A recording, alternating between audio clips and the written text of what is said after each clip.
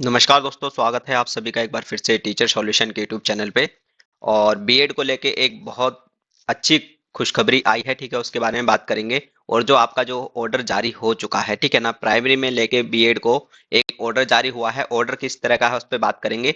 लेकिन सबसे बड़ी बात यह है कि जो आपका 1 अप्रैल को जो आपकी अब हियरिंग होनी है बीएड की प्राइमरी को लेके, उसमें जो आपके सिलेक्टेड कैंडिडेट हैं बीएड के, यानी कि जो अपॉइंटेड हैं, वो आपके कहीं ना कहीं 100% सेफ हो जाएंगे। अब तो बिल्कुल भी डाउट नहीं रहा है कि जो आपके जो सिलेक्टेड कैंडिडेट हैं बीएड वाले, वो 1 अप्रैल को जो आपकी सुनवाई होनी है उसके तहत आपके बिल्कुल उनको सेफ कर लिया जाएगा, उनको प्राइमरी में शामिल कर लिया जाएगा, उनकी नौकरी नहीं जाएगी, ठीक है ना। लेकिन सबसे बड़ा सवाल यह है जो अनसिलेक्टेड बीएड कैंडिडेट हैं और जो करोड़ों की संख्या में हैं, उनका क्या होगा, है ना। अब ये चीजें आपको बहुत ज्यादा चीजें समझनी बहुत जरूरी हैं। क्योंकि होगा क्या, इस चीज को लेके बहुत सारे बीएड के बच्चे खुश हो जाएंगे कि चलो हम तो बच गए आई थिंक। लेकिन बचेगा कौन? सिर्फ सिलेक्टेड कैंडिडेट ही बचेंगे। तो अनसिलेक्टेड का क्या, उनका क्या रास्ता है, उस पर हम बात करेंगे। और बात करेंगे भैया आपके ऑर्डर को लेके कि क्या क्या इसमें है। चैनल पे नए हैं तो चैनल को सब्सक्राइब कर लीजिएगा और बेल आइकन को प्रेस कर लीजिएगा, जिससे कि आपके पास वीडियो के नोटिफिकेशन आते रहे। तो चलिए फटाफट से वीडियो को स्टार्ट करते हैं। और जो आपका ऑर्डर है उसमें आपको पता ही है, सुप्रीम कोर्ट ने आपकी दो चीजें पूछी हैं। सुप्रीम कोर्ट ने जो आपका अभी हियरिंग हुई 13 मार्च को, उसमें आपका एक चीज तो ये पूछी कि कितनी नंबर ऑफ वैकेंसीज हैं प्राइमरी की पूरे भारत में, है ना। और कितने मतलब कितने स्टेट और कितने यूनियन टेरिटरी में हैं। और 23-24 और 24-25 में उनके नोटिफिकेशन आ सकते हैं, ऐसी कितनी वैकेंसीज हैं, पहले तो ये बताओ, ठीक है ना। दूसरी चीज ये पूछी कि ब्रिज कोर्स कराने वाली क्या कोई ऐसी संस्था है जो अपॉइंटेड टीचर को, है ना, जो 11 अगस्त 2023 का जो आपका जजमेंट आया था उससे पहले जितने भी अपॉइंटेड हो चुके हैं बीएड के कैंडिडेट, यानी कि सीधी सी बात यही है, किन बीएड कैंडिडेट की बात हो रही है, किन बीएड बच्चों की बात हो रही है जो सिलेक्टेड हैं, ठीक है। जो सिलेक्टेड हैं सिर्फ उनकी ही बात हो रही है, ना कि ऑल बीएड कैंडिडेट की, है ना। अब ये कितने हैं? ये इतने सारे थोड़ी ना होंगे भाई, जितनी वैकेंसी होंगी उतने ये सिलेक्टेड कैंडिडेट होंगे, है ना। लेकिन वो करोड़ों बीएड छात्र जो कहीं सिलेक्टेड नहीं है, जिन्होंने कोई भी एग्जाम नहीं दिया, उनका क्या, है ना।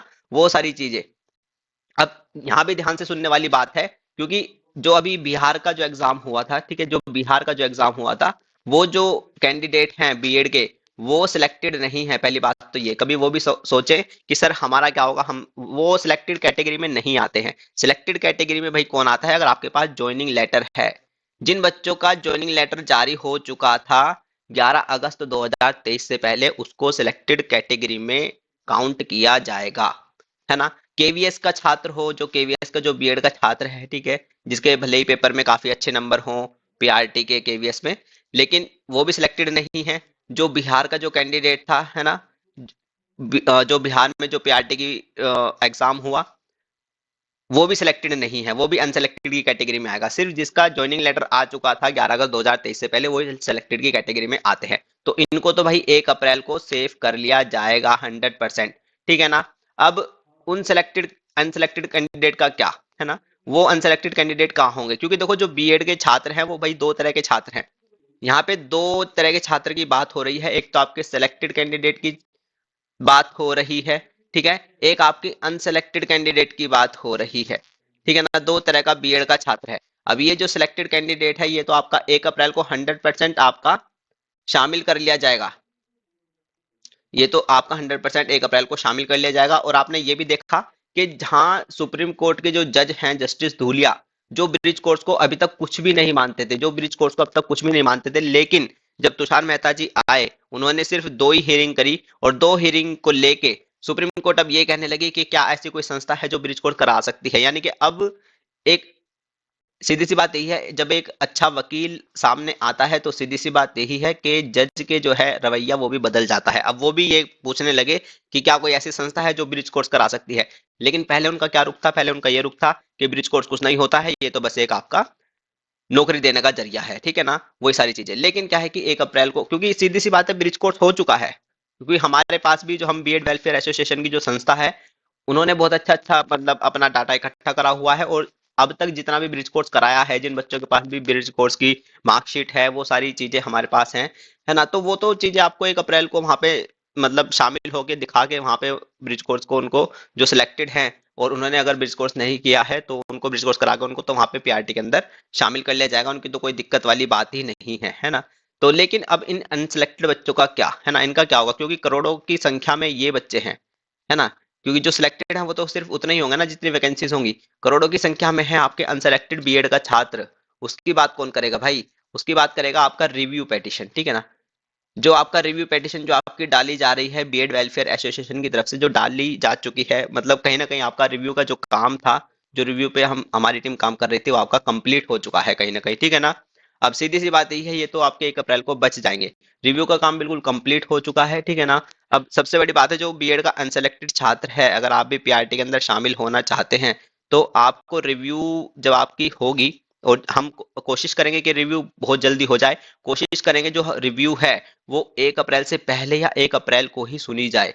क्योंकि अगर आपकी रिव्यू 1 अप्रैल को ही सुनी जाती है, क्योंकि 1 अप्रैल की जो हियरिंग होगी वो बहुत ज्यादा इंपॉर्टेंट होगी, और सीधी सी बात है उसमें तुषार मेहता जी फिर से आएंगे, क्योंकि तुषार मेहता जी का आपने देख लिया भाई, वो बहुत बड़ा चेहरा है, और उनके प्रेजेंट होने का फर्क पड़ता है जज को, वरना जज कुछ नहीं समझते किसी को, ठीक है ना। तो कोशिश रहेगी जो रिव्यू है भैया वो 1 अप्रैल को ही सुनी जाए, जल्दी से जल्दी काम, वो थोड़ा बहुत जो बचा है उसको कंप्लीट कर लिया जाएगा, है ना। तो ये बहुत ज्यादा इंपॉर्टेंट रहती है एक अनसेलेक्टेड कैंडिडेट के लिए, अगर आप पीआरटी के अंदर शामिल होना चाहते हैं, ठीक है ना।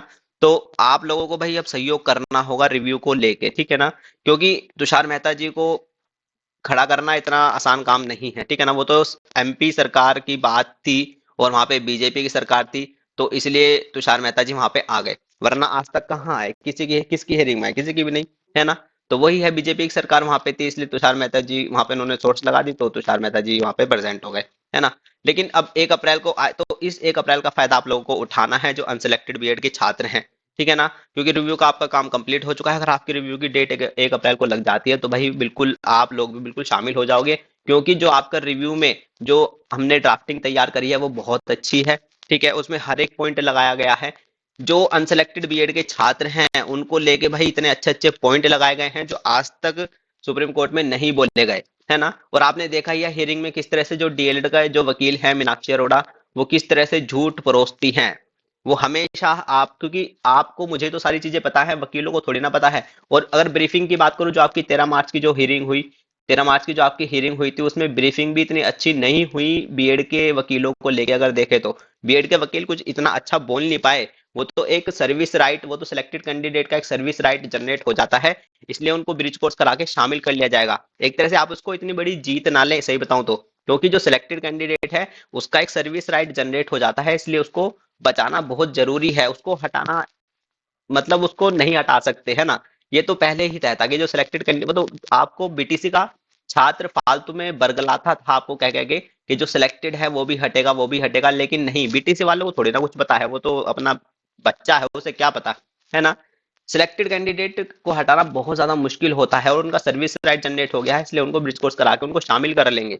लेकिन आप लोगों का क्या, आप लोगों का थोड़ी ना सर्विस राइट जनरेट हुआ है, आप तो अनसिलेक्टेड कैंडिडेट हैं, लेकिन आप हैं करोड़ों की संख्या में, है ना। लेकिन आपका भी, आपके साथ भी तो हनन हुआ है, आपकी क्या गलती है? आपने भी तो वो नोटिफिकेशन देख के, आपके भी तो उतने पैसे लगे हैं, और आपने भी वो नोटिफिकेशन देख के बीएड करा था, आपके भी उतने पैसे लगे हैं अनसिलेक्टेड के भी बीएड करने में, और सिलेक्टेड के भी उतने पैसे लगे हैं बीएड करने में। बस अंतर क्या है, अंतर क्या है, इसका इसका पेपर, इसके इसने ज्वाइनिंग ले ली, पेपर पास कर लिया, उस टाइम पे इसकी बीएड कंप्लीट हो गई थी। बस अंतर ज्वाइनिंग का तो है, और तो कुछ नहीं है। बाकी जो समय है, पैसा है, दोनों का इक्वली तो बर्बाद हुआ है। बस अंतर क्या है, ज्वाइनिंग का है, उसकी उस टाइम पे वैकेंसी आ गई, उसकी नौकरी लग गई, आपके टाइम पे वैकेंसीज नहीं आई, वरना आपका भी सर्विस राइट जनरेट हो जाता अगर आपके टाइम पे वैकेंसीज आ जाती और आप पास होके लग जाते, है ना। तो वही सारी चीजें हैं, अंतर। ये इतनी बड़ी वो खुशी वाली बात नहीं है, क्योंकि वहां पे सर्विस राइट जनरेट हो चुका था, तो उनको तो ब्रिज कोर्स करा के शामिल कर लिया जाएगा। लेकिन आप लोगों का रिव्यू पेटिशन बहुत ज्यादा इंपॉर्टेंट रहती है, ठीक है। और रिव्यू में एक एक पॉइंट पे हमने बात करी है, ठीक है। एक एक पॉइंट पे रिव्यू में हमने बात करी है, चाहे वो आपका ब्रिज कोर्स को लेके हो, मतलब एक एक अच्छा पॉइंट, मतलब जो वहां पे मीनाक्षी अरोड़ा जी जो झूठ बोलती है ना, उनके एक एक झूठ को काटने के लिए, जैसे वो कहती हैं कि जो बीटीसी है वो सिर्फ 1 to 5 ही एलिजिबल है, ठीक है ना। इस बात को काटने के लिए हमने मतलब एक एक प्रूफ, एक एक अच्छा प्रूफ कि बीटीसी कहाँ कहाँ एलिजिबल है। बीटीसी बहुत जगह एलिजिबल है, बीटीसी 1 to 5 से लेके, है ना, 6 to 8 में भी एलिजिबल है। और बहुत स्टेट ऐसे हैं जहाँ पे बीटीसी आपका टीजीटी में भी जा रहा है ना, वो प्रॉपर नोटिफिकेशन हमारे पास है, ठीक है। ब्रिज कोर्स की मार्कशीट, जिन बच्चों ने ब्रिज कोर्स अब तक करा है, क्योंकि पहले जज ये कहते थे कि ब्रिज कोर्स कुछ नहीं है और ब्रिज कोर्स आज तक कराया ही नहीं गया, है ना, तो फिर क्यों माने हम ब्रिज कोर्स। लेकिन बहुत बच्चों के पास ब्रिज कोर्स की मार्कशीट भी है जिन्होंने ब्रिज कोर्स करा है। तो जब वो चीजें जाएंगी और जब ये चीजें सुप्रीम कोर्ट में जाएंगी कि हाँ बीटीसी 1 to 5 से लेकर 6 to 8 में, और कहीं कहीं राज्य ऐसे हैं जहाँ टीजीटी में एलिजिबल है और ब्रिज कोर्स भी कराया जा चुका है, तो तब जज को पता चलेगा कि कहीं ना कहीं हमारा जजमेंट जो है अधूरा है। तो आपका जजमेंट कहीं ना कहीं बिल्कुल बदलेगा और 100% बदलेगा रिव्यू के थ्रू। 100% आपका जो जजमेंट है वो जरूर बदलेगा और 100% बीएड शामिल होगा, अनसेलेक्टेड कैंडिडेट भी बीएड के पीआरटी के अंदर शामिल होंगे। लेकिन भाई सीधी सी बात यह है, आपको रिव्यू के लिए आपको जोर लगाना पड़ेगा, ठीक है। रिव्यू के लिए आप लोगों को जोर लगाना पड़ेगा, तभी आप जीत पाओगे अगर आप साथ दोगे बीएड वेलफेयर एसोसिएशन का, ठीक है ना। अब आपको रिव्यू में एक साथ आना पड़ेगा, चाहे वो कोई भी अनसेलेक्टेड कैंडिडेट हो, हर एक बीएड के राज्य का छात्र। आप किसी भी राज्य के हैं और बीएड आपने कर रखी है और आप अनसेलेक्टेड हैं और आप चाहते हैं कि बीएड पीआरटी के अंदर शामिल हो जाए, तो आपको अब साथ आना ही पड़ेगा, ठीक है। किस तरह से साथ आना पड़ेगा वो सारी चीजें मैं बता दूंगा, ठीक है। और क्योंकि एक अच्छा वकील करना बहुत ज्यादा जरूरी है, क्योंकि वो सिलेक्टेड कैंडिडेट थे, वहां पे एमपी की सरकार थी, बीजेपी की सरकार थी, इसलिए वहां पे तुषार मेहता जी आ गए। क्या आपके लिए तुषार मेहता जी आएंगे? सबसे बड़ा सवाल ये है।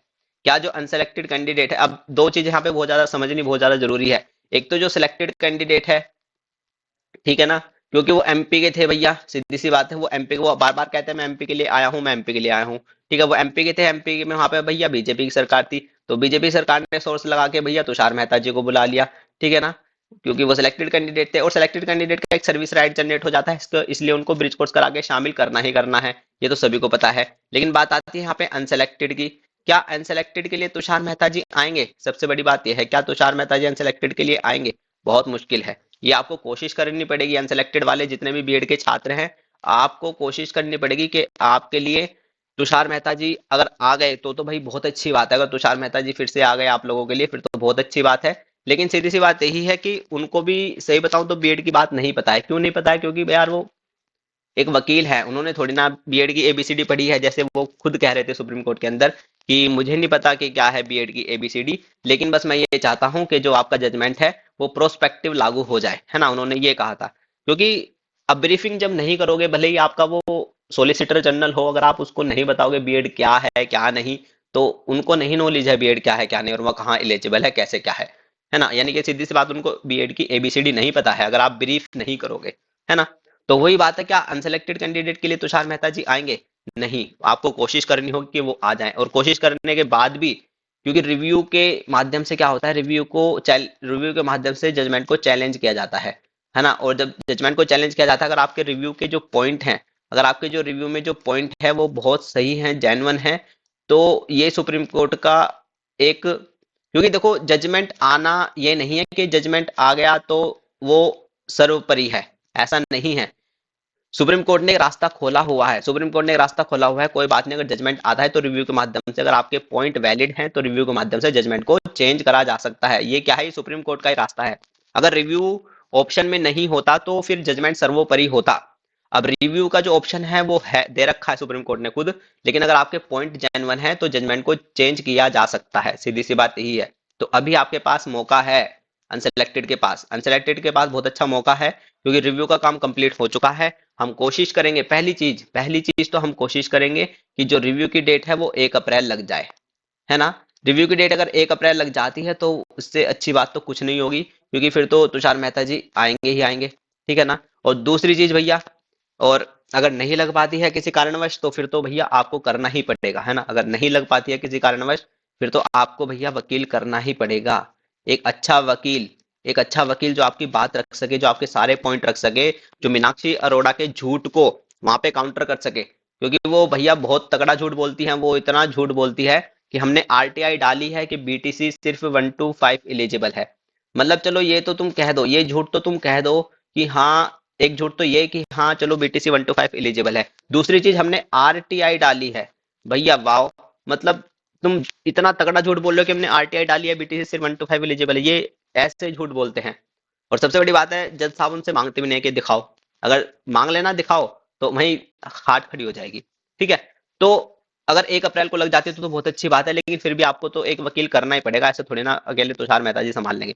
फिर भी आपको एक अच्छा सीनियर वकील करना पड़ेगा जो आपकी बात को वहां बहुत अच्छे से रखे, क्योंकि ये लास्ट होगा। ये चीजें लास्ट होंगी रिव्यू वाली, ये बिल्कुल अब जो केस आपका चल रहा है बिल्कुल लास्ट एंडिंग मोमेंट पे चल रहा है। और अभी भी अगर आप लोग नहीं जगे तो दिक्कत वाली बात हो जाएगी, ठीक है ना। तो वही सारी चीजें हैं रिव्यू को लेके भाई, वकील आप लोगों को करना होगा, काम सारा कंप्लीट हो चुका है, ड्राफ्टिंग सारी कंप्लीट हो चुकी है, ड्राफ्टिंग के लिए हमने आपसे एक भी पैसा नहीं मांगा।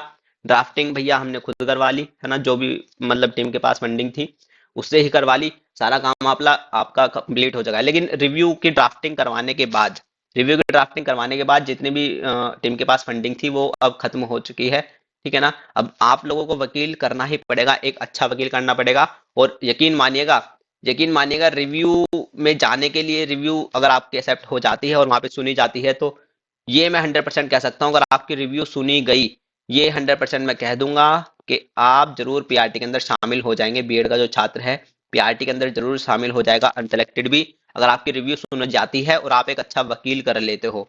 सबसे बड़ी बात, अगर आप एक अच्छा वकील कर लोगे तो रिव्यू में इतने अच्छे अच्छे पॉइंट मेंशन किए गए हैं कि 100% वो जजमेंट को चैलेंज कर देंगे। और चीजें जो बिल्कुल आज तक नहीं हुई, जो आज तक सुप्रीम कोर्ट में नहीं बोली गई, जब वो जजेस को खुद पता चलेगी तो वो खुद आप लोगों को रिलैक्सेशन जरूर देंगे और बीएड को पीआरटी में शामिल जरूर कर लेंगे। भले ही वो ये काम करें कि हाँ ठीक है 11 अगस्त 2023 से पहले जो कैंडिडेट बीएड में इनरोल कर चुके हैं बस हम उनको ही पीआरटी के अंदर शामिल करेंगे।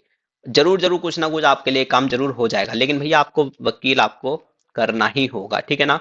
और उसके लिए मैं क्यूआर कोड आपको शेयर कर दूंगा, ठीक है। क्यूआर कोड मैं आपको शेयर कर दूंगा, उस पर अपना सहयोग करें सभी के सभी, मिनिमम भाई 1000 रुपए का सहयोग करना ही करना है, ठीक है।